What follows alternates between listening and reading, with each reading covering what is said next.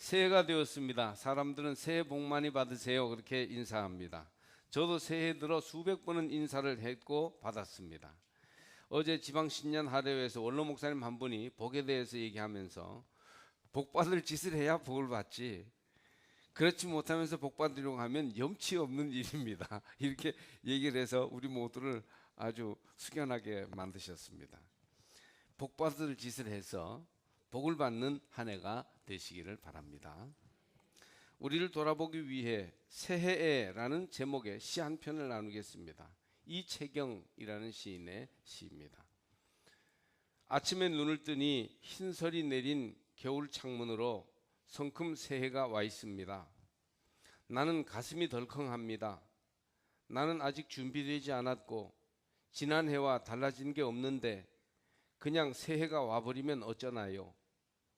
나를 슬프게 하던 일들은 여전히 나를 아프게 합니다. 중간 생략하고요. 하지만 어제의 짐을 지고는 오늘의 삶을 살 수 없듯이 하나가 끝나야 비로소 하나가 시작됩니다. 비록 준비가 없어도 떠나야 할 때는 떠나는 겁니다. 슬픔의 속살을 똑바로 보고 끊어지는 현기증 나는 아픔을 견딜 때 나는 새로 시작할 수 있습니다. 내적인 결단이 있어야 새해를 바로 맞이할 수 있다는 다짐이 엿보이는 그런 시인 것 같습니다. 말씀 안에서 새해를 진정으로 새롭게 시작하는 우리 삼척제일교회 사랑하는 교우들이 다 되시기를 바랍니다. 올해 우리 교회는 성령을 따라 행하는 교회를 표어로 정했습니다. 성령을 강조하면서 우리가 성령을 받았는지, 성령과 동행하는지 계속 점검하겠습니다. 신앙생활에서 성령이 차지하는 부분이 얼마나 많은지 몰라요. 세계 개신교 인구의 절반이 성령을 강조하는 오순절 계통의 교단들입니다. 세계교회에서 전통적이고 예전과 절차를 강조하는 교회들은, 특히 유럽 교회들이 약해지고 문을 닫는 반면에 성령을 강조하고 지금도 성령의 역사가 강하게 일어나는 오순절 계통의 교회가 크게 부흥하고 있습니다. 처음에는 그런 오순절 계통의 교회가 너무 이렇게 야단스럽게 성령 역사를 일으키니까 좀 건전하지 못하고 또 신학적으로 교리적으로 문제가 있지 않느냐, 이렇게 의구심을 가지고 봤던 많은 전통 교회들도 이제는 성령의 강한 역사로 말미암아 교회가 새로워지는 것에 대해서 부인할 수 없는 중요한 현상이 됐어요. 이제는 기독교 개입 촛대가 유럽에서 아프리카, 아시아, 남미로 옮겨오는 이런 시대가 되었어요. 세계의 최대 교회들이 이제 그전 전통적인 미국이나 유럽 교회들이 아니라 이제 다른 싱가포르나 남미, 아프리카 교회들인 것을 볼 수 있습니다.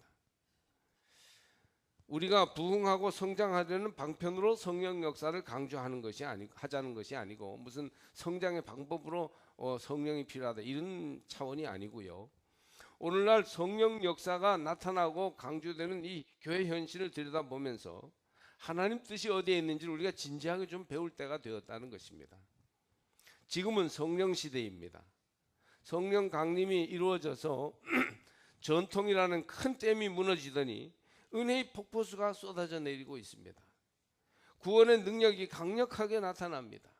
수많은 사람들이 하나님께로 돌아오는 역사가 성령의 역사로 말미암아 일어나고 있습니다.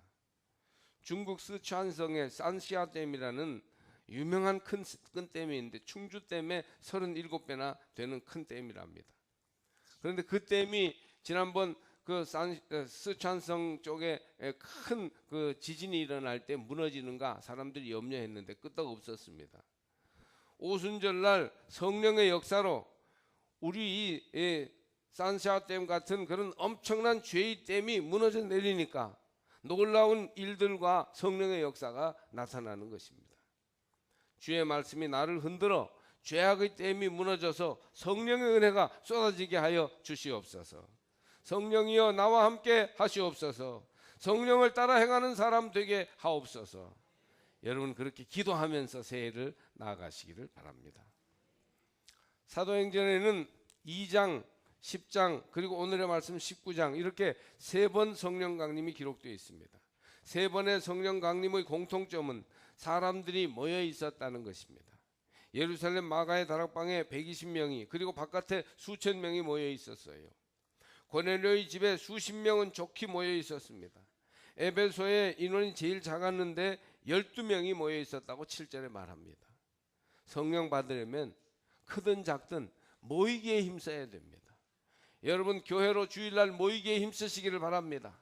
자꾸 엉뚱한 데 다른 데 가 있기 시작하면 성령의 역사가 약화될 수밖에 없어요. 모여서 최선을 다하여 주님을 바라보며 사모하며 기도하고 예배할 때 성령이 모인 무리 속에 임하는 것을 깨달으시기를 바랍니다.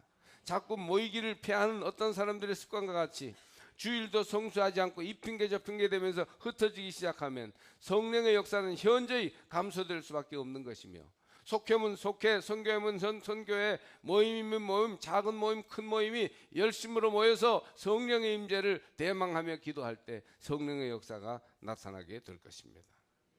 성령 받으려면 모이기에 힘써야 해요.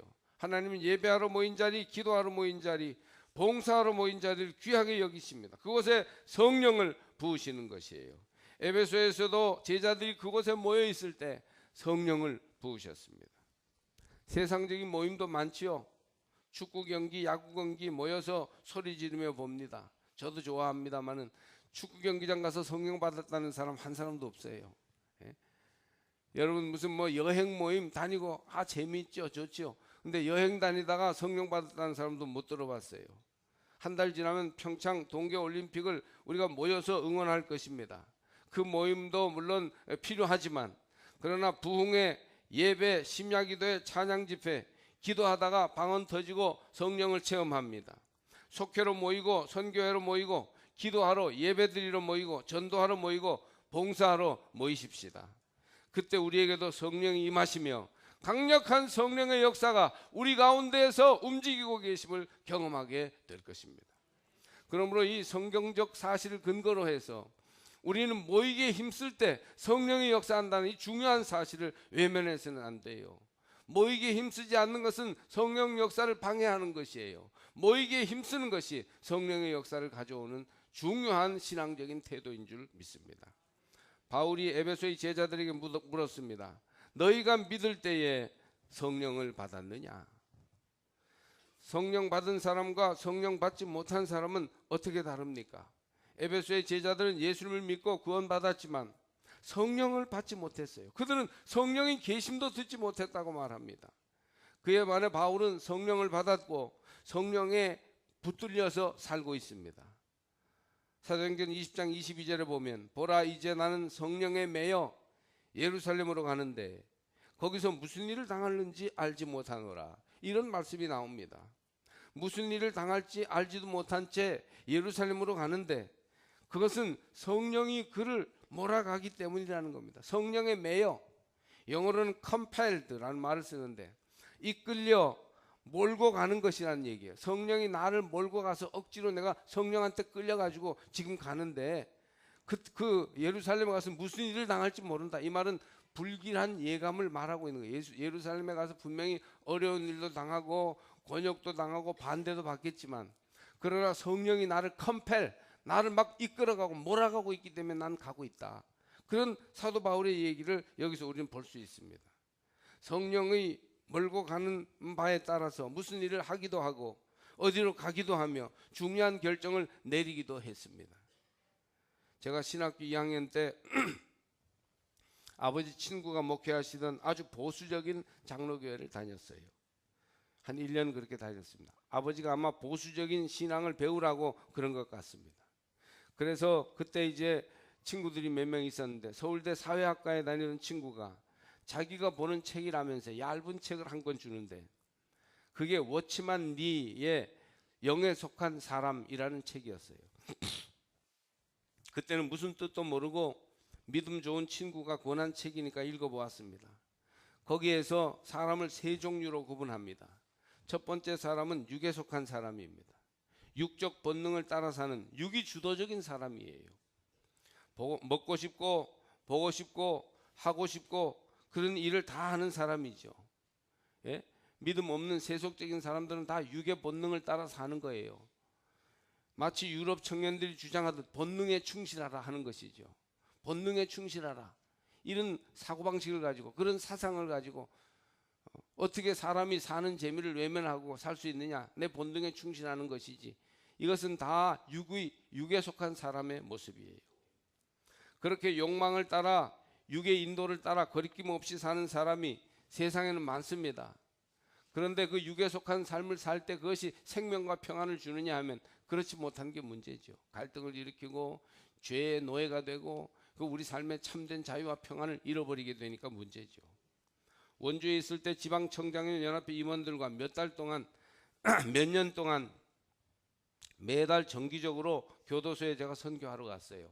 그래서 교도소에 그 자매라고 맺은 사람들, 아주 특별히 돌봄이 필요한 사람들이 매달 와서 같이 예배드리는데 제가 계속 가서 설교했습니다. 거기서 전도 받아서 얼마나 신앙생활을 열심히 착실하게 하는지 몰라요. 그렇게 아주 거의 성자처럼 온전한 그리스도인으로 신앙생활 잘하던 사람들이 출감한 다음에 재범률이 어떻게 될까요? 유감스럽게도 실망스럽게도 60%가 넘더라고요. 아니 어떻게 그런 사람들이 그렇게 나가서 다시 재범을 하냐? 근데 그렇게 되는 거예요. 청송교도소는 좀 센 죄수들이 있는데 재범률이 80%가 넘는다고 합니다. 한번 전과가 생기고 출감하면 아무래도 사회 적응도 쉽지 않고 취직도 잘 안 되니까, 그러니까 결국 먹고 살기 위해서 이렇게 저렇게 밀리고 쏠리다가 재범을 하게 되는 겁니다. 그런데 가만 보면요, 환경 문제 때문만은 아니고 결국은 그들 속에 있는 죄의 자아가 깨지지 않기 때문에, 육에 속한 인간의 모습을 극복 못하기 때문에 재범하는 겁니다. 인간이 변화되지 않으니까 자기도 모르게 범죄를 저지릅니다. 버스에 타면요, 사람들 호주머니에 있는 돈이 보인답니다. 그래서 그 돈을 그냥 자기 것처럼 꺼내 쓰는 거죠. 저절로 손이 가는 겁니다. 우리는 자기가 쓰려고 어디 두었다가도 잊어버려서 못 쓰는데, 그분들은 이제 남의 돈도 다 내 돈처럼 돈 냄새를 맡는 겁니다. 재범이 많이 일어나는 게 6개월에서 1년 사이입니다. 물론 이제 염려하는, 우리가 공감하는 마음으로 하는 소리지, 더 많은 사람들이 다 극복하고 할 수 있겠습니다만은, 어쨌든 1년만 이겨내면 재범률이 확 떨어져요. 근데 육에 속한 사람, 죄 아래 있기 때문에 육의 본능을 이기기가 이렇게 힘들다는 것이죠. 우리 모두가 그래요. 그래서 예수님 잘 믿고 교회 생활 열심히 하는데도 여전히 육에 속한 사람으로 살아가게 되는 것입니다. 구원의 능력과 은혜, 거룩한 열매를 맺지 못하는 거예요. 바울 서신을 보면 두 번째 인간형이 나오는데 율법 아래 있는 사람입니다. 이 율법 아래 있는 사람은 죄 아래 있는 육의 본능을 따라 살진 않아요. 뭔가 율법의 인도를 받고 자기가 뭔가 생각을 하면서 바르게 살려고 노력하는 사람이에요. 그런데 내 힘으로 노력하기 때문에 결과는 죄 아래 있는 사람과 다르지 않은, 육에 속한 사람과 다르지 않다는 거예요. 율법은 선한 인간의 선한 의지나 생각, 자기만의 종교를 말합니다. 이성에 속한 사람을 가리키기도 합니다. 육의 본능을 이성으로 통제하는 사람이죠. 그래서 교육하고 계명하여 절제할 줄도 알고 성실한 사람이 되는 것입니다. 그런데 좀 도둑은 못 배운 사람이지만 큰 도둑은 대부분 배운 사람입니다. 인류대학 출신으로 이성이 개발되고 교육을 받았는데도 사기치고 구조적인 악에 편승하며 이기적인 욕망을 교묘하게 이용해서 큰 이익을 자기 것으로 만드는 그런 죄를 짓는 것을 우리는 많이 봅니다. 이성을 따라 사는 사람도 욕망을 이겨내기는 쉽지 않습니다. 또 자존심을 상하면 자아를 극복하기가 어렵죠. 겸손하기가 얼마나 어려운지 모릅니다. 조금만 사람들의 인정을 받으면 금세 교만이 머리를 틉니다. 저 사람 학벌이 좋네, 좀 가진 사람인 것 같아, 사회적으로 잘 나가나 보지 하면 금방 교만해집니다. 그 교만이 그 영혼을 죽이는 겁니다. 이런 모든 것이 이성의 한계를 잘 보여줍니다. 서울의 생활 수준이 좀 높은 지역의 교인들은 믿음과 생활 수준이 높을 것 같은데 옷도 좋은 옷 입고 생활 수준이 높아요. 문화가 아주 비싼 문화입니다. 그런데 거기 목사님들 얘기 들어보면요, 꼭 그런 것만은 아니에요. 약간 나타나는 형태만 다르지 결국 인간의 파멸적인 죽음으로 향하는 모습은 똑같아요. 이성적이고 부유하며 모든 것을 갖추었고 학벌이 쟁쟁한 사람들인데 우울증, 불면증, 대인 기피를 그렇게 많이 가지고 있으며 부부싸움을 얼마나 하는지 이혼 직전에 있는 사람들이 많습니다. 아니 뭐가 부족해서 그렇게 서로 죽고 못 사냐 하는, 서로 아웅다웅하면서 헤어지려고 하냐 이거예요. 부인에게 손찌검을 하는 남자들도 무식한 시골 사람들만 그러는 게 아니에요. 똑같아요. 아주 많습니다. 배우자가 아닌 사람과 그렇게 문란하게 얽혀 있어서 이루 말할 수 없이 고통스러운 현실이 나타나고 있습니다. 인간은 이성이나 경험 가지고 되는 게 아니에요. 교육 많이 받았다고 되는 게 아니에요. 율법 아래 있는 사람도 결국 사망의 권세를 극복하지 못합니다. 율법의 범위 안에 있을 때 인간이 교육을 잘 받아 자신을 잘 통제하고 구원받을 수 있었다면 세상이 얼마나 좋아졌겠어요. 배운 사람들, 가진 사람들, 갖춘 사람들이 사실은 더 문제입니다. 세상의 학문과 상식과 도덕은 인간의 기준과 노력인 율법을 따라 사는 것으로 충분하다고 하지만 교육받은 사람, 지위와 권세를 가지고 있는 사람들이 문제이기 때문에 결국은 세상이 바뀌지 않은 거예요. 그것 가지고 인간 문제가 해결되지 않고 구원받지 못합니다. 세 번째 종류의 사람은 영에 속한 사람입니다. 육체도 이성도 성령의 다스림을 받아야 한다는 것이에요. 사도 바울은 영에 속한 사람, 성령에 매여 사는 사람이었습니다. 성령이 인도하는 대로 사는 생활을 했어요. 본능을 따라 사는 야수 같은 사람도 아니요, 이성과 종교를 따라 도덕적인 것을 내세우며 사는 그런 사람도 아니었고, 하나님 앞에서 나는 죄인입니다, 나는 안 됩니다, 그런 마음을 가지고 영의 인도를 철저히 따라 사는 사람이었던 것이죠. 나는 날마다 죽노라 하면서 나는 죄인 중에 괴수죄인입니다, 이런 고백을 가지고 항상 하나님의 인도를 철저히 의지하며 성령의 감동과 인도를 따라 사는 그런 사람이 바울이었던 것이죠. 에베소 교인들은 요한의 세례만 알았습니다. 회개하고 하나님 앞에 돌아오는 거예요. 종교 생활의 세례, 의식을 따라 받는 세례를 받은 데 머물러 있었던 것입니다.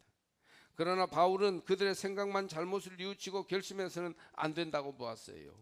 그래서 성령 세례 받도록 영에 속한 사람으로 변화될 수 있도록 안내하였습니다.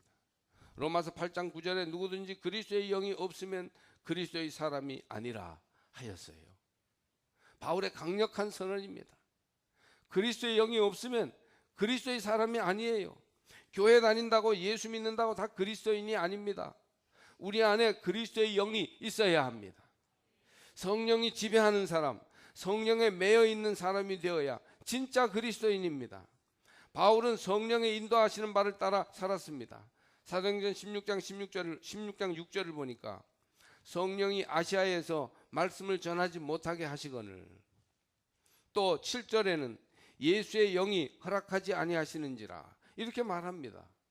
원래 바울은 다소라는 아시아 지역, 지금 터키 지역 출신입니다. 원래 유대인이지만 아시아 지역에서 태어났어요. 아시아에 선교하기가 쉬웠고 관심이 많았어요. 그런데 성령님께서 자꾸 아시아보다는 마게도냐, 지중해를 건너 유럽으로 선교하라고 강권하셨습니다. 꿈에도 보여주시고 자꾸 그쪽으로 길을 열어주시는 거예요.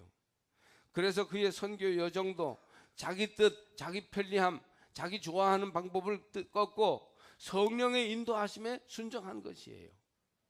이게 성령을 따라 사는 영에 속한 사람이에요. 항상 자기 좋은 대로, 제 뜻대로, 제 고집대로 하면 무슨 그게 영에 속한 사람이라고 할 수 있겠습니까? 바울이 꿈에 마게도냐 사람이 나타나서 와서 우리를 도우라 그런 음성을 듣는데 그것을 성령의 신호로 알아듣고 생판 모르는 유럽 지역으로 가서 빌립보 해변에서 선교합니다. 그것이 유럽 선교의 시작이고 여기서부터 세계 역사의 판도는 바뀌어 버렸어요. 그래서 유럽과 미국이 제1세계가 된 것이에요. 바울은 육신에 속한 사람처럼 자기 편한 것, 자기 좋은 대로를 주장하지 않고 실제로 성령의 인도를 따라 살았습니다. 이것이 바울 신앙의 위대한 점이지요. 바울은 이성의 판단, 자기 생각에 옳다 하는 생각대로 살지 않고 성령이 말씀하시고 인도하시는 것을 따라 행하였습니다. 그래서 항상 자기 이성적이고 교육받은 이 생각, 옳다고 생각하는 생각조차도 하나님 앞에 상대적으로 내려놓고, 하나님 이것이 정말 옳습니까? 내가 얻은 결론, 내가 옳다고 믿는 바가 과연 하나님도 옳다고 하시는 것입니까? 이것을 끊임없이 비판하고 자기를 비판적으로 성찰하면서 하나님 뜻을 따라 순종하기를 기뻐하였던 것입니다. 한마디로 바울의 생애는 성령을 따라 행하는 생애였습니다. 할렐루야. 결정적으로 성령의 역사는 성경을 보니까 예수의 이름과 함께 옵니다. 바울이 이르되 요한이 회개의 세례를 베풀며 백성에게 말하되 내 뒤에 오시는 이를 믿으라 하였으니 이는 곧 예수라 하거늘 그들이 듣고 주 예수의 이름으로 세례를 받으니. 4, 5절 얘기예요. 바울이 안수할 때 성령이 그들에게 임하심으로 방언도 하고 예언도 하니 12사람이었습니다. 6, 7절 말씀이죠. 예수 그리스도를 주님으로 고백하고 인정할 때 성령을 부어주셨습니다. 예수 이름이 그들의 가슴 속에 아로새겨질 때 성령의 역사가 나타나게 된 것이에요. 성령이라는 말도 들어보지 못했던 에베소 교인들이지만 예수 이름으로 세례받고 안수받을 때 성령을 받았는데 방언만 나타난 것이 아니라 예언까지 나타났으므로 예루살렘이나 고넬료의 집에서 받은 성령보다 더 강력한 성령 역사가 그날 나타난 것입니다. 예수 이름을 우리가 의지하고 그 이름의 권세와 능력을 붙들 때 성령 받게 될 줄로 믿습니다. 사도행전 2장에 보면 성령 강림이 불의 혀같이 또 바람같이 위로부터 내려왔어요. 이 현상도 우리가 주목할 만합니다. 여기 방언도 하고 예언도 했습니다. 성령은 무슨 초월적 의식처럼 인간의 잠재의식을 개발하고 초능력을 발전시키는 게 아니에요. 긍정적인 사고방식을 만들어내어 힘차게 살게 하려는 처세술도 아닙니다. 성령은 하나님이 부어주시어 어떤 방향으로 인도하시는 바람, 불과 같이 정결케 하며 태우는 역사입니다.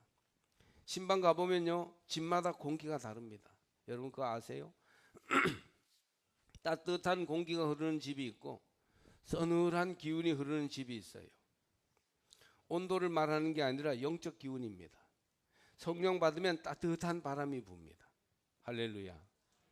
믿어워라 주의 가정 반석 위에 섰으니 비바람이 불어쳐도 흔들리지 않으리. 하나님을 믿는 마음 서로 믿는 마음 얼기설기 하나 되어 믿으면서 살리라. 가정이 이렇게 얼기설기 하나 돼서 믿으면서 너무너무 아름답게 믿음과 소망과 사랑 가운데 이렇게 따뜻하게 흘러가는 집이 있어요. 성령이 함께하는 집입니다. 하나님이 불을 내리셔서 에너지와 힘이 넘치게 하시고 하나님이 바람을 불어주시어 어딘가로 나아가게 하십니다. 성령을 따라 행하게 될 때 우리도 성령의 불과 성령의 바람이 구름기둥 불기둥처럼 우리를 인도하시는 역사를 경험하게 될 것입니다. 언더우드는 우리나라 장로교의 첫 번째 선교사지요. 언더우드는 뉴 브런즈윅 신학교를 나왔는데 네덜란드 계통의 개혁교회 신학교입니다. 원래는 장로교인이 아니었어요. 인도 선교사로 가려 했는데 그의 친구가 조선을 추천했습니다. 그래서 그러면 네가 가 그랬더니 자기는 다른 데 이미 정해졌기 때문에 그리 가야 된다는 겁니다. 그래서 그러면 조선이라는데 정말 어렵다는데 거기 선교사로 가야 되겠다. 그래서 개혁교회 자기교단 선교부를 찾아갔더니 선교 자금이 없다는 거예요. 조선에는 선교 계획이 없다는 거예요. 기다렸지만 그를 조선으로 보낼 선교 후원금을 보낸다는 단체나 기관이 없어서 결국은 이제 조선에 못 오게 됩니다. 그때 다른 교회에서 이 언더우드를 담임 목사로 와달라는 초청이 왔어요.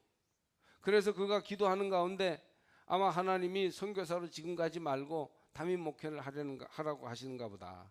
그래서 이제 선교사의 꿈을 잠시 접고 담임 목사로 가는 것을 수락하는 편지를 다 써가지고 우체통에 넣으려고 하는데 성령님이 언더우드야 조선은 어떻게 하려느냐 그런 마음의 소리를 강력하게 주시더라는 거예요. 그래서 이 언더우드가 이건 아니다. 조선에 하나님의 부르심이 있다. 이렇게 해서 이제는 자기 교단 선교부를 찾아가지 않고 장로교단 선교부를 찾아가서 내가 조선에 선교할 마음이 있는데 보내주실 수 있습니까? 그러자 그 장로교 미 장로교 선교부가 타교단 목사인데도 선교비를 지원하겠다고 한 것입니다. 성령께서 마음의 소리로 언더우드를 감동시키셔서 조선의 선교사로 오도록 바람을 불어주신 것입니다. 성령이 뜨겁게 하시며 성령이 바람을 불어 이동하게 하시는 것입니다. 변화를 가져오게 하시는 거예요. 그 이후에 한국은 장로교회가 크게 부흥돼서 장로교회가 큰 나라가 됐어요. 여러분 아시는 대로 감리교회보다 장로교를 다 합하면 6배나 됩니다. 미국 같은 경우는 감리교회가 큰 교단이어서 장로교회가 감리교회의 6분의 1밖에 안 돼요. 그만큼 하나님이 그 언더우드에게 보내셨던 성령이 한국 강단을 움직이면서 한국교회의 부흥을 가져오는 주역이 되게 하셨습니다. 다른 방언으로 말하기 시작하는데 성령 현상을 보면 성령 현상에서 방언은 대표적인 은사죠. 우리 교우들도 새벽 기도나 심야 기도 때 방언으로 기도하는 이들이 많아요. 어떤 교회는 뭐 방언 기도하면 헷갈린다 그래서 못하게 하는 교회도 있는데 성경에 나오는 걸 왜 못하게 해요? 못한다고 방언 못한다고 성령 안 받았다고 할 건 없지만 그러나 방언은 하나님이 우리에게 허락하신 현상 중에 하나입니다. 방언은 보편적인 성령의 은사입니다마는 한마디로 성령께서 우리의 혀를 잡으시는 현상입니다. 성령이 내 혀를 주관하셔서 마음대로 말하게 하십니다. 성령이 임하면 나타나는 대표적인 현상이 방언인데 바로 언어가 달라진다는 것이죠. 우선 입에서 아멘이 나옵니다. 할렐루야. 감사와 칭찬, 격려와 위로가 나옵니다. 일이 되게 하는 말, 남을 세워주는 말을 생전 못하던 사람이 성령 받으면 잘합니다. 예수님을 자랑하고 복음을 말할 수 있게 됩니다. 성령이 내 안에 할 말을 넣어주시는 거예요. 성령께서 여러분 위에 임하셔서 여러분의 혀를 성령이 주장하여 주시기를 바랍니다. 교회 오래 다닌 사람, 부모 때부터 신앙생활한 사람들은 신앙생활 잘합니다. 그것이 생활이고 습관이 되어서 큰 문제가 없어요. 주일날 되면요 하도 어릴 적부터 교회 다녔기 때문에 다른 친구들은 오자 가자 할 사람도 없어요. 다 교회 와 있으니까. 그래서 유혹도 별로 없습니다.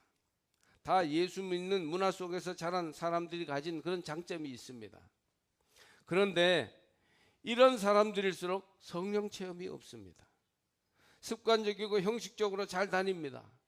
이것이 약점이요 문제지요. 성령 받지 못하면 늘 교회 생활이 아쉽습니다. 그래서 교회 안에서 너무 익숙하게 교회 생활을 하며 교회에서 뼈가 자라고 교회에서 키가 자란 그런 사람들인데 그런데도 항상 세상을 동경합니다. 본능 따라 사는 육에 속한 생활, 그 즐겁고 마음대로 사는 것을 은근히 동경하는 거예요. 왜? 성령 받지 못했기 때문에. 우리 교회도 이런 오랜 교회, 역사가 오랜 교회이기 때문에 이런 문제가 있어요. 올해 저는 이런 문제를 가지고 스스로 도전합니다. 여러분 성령을 받으세요. 에베소에 떨어졌던 성령불이 여러분 가슴에도 떨어지기를 바랍니다.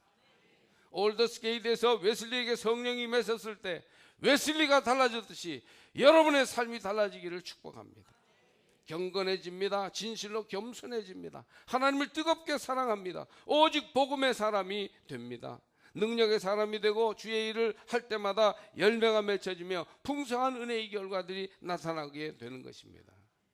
믿을 때 성령을 받았느냐?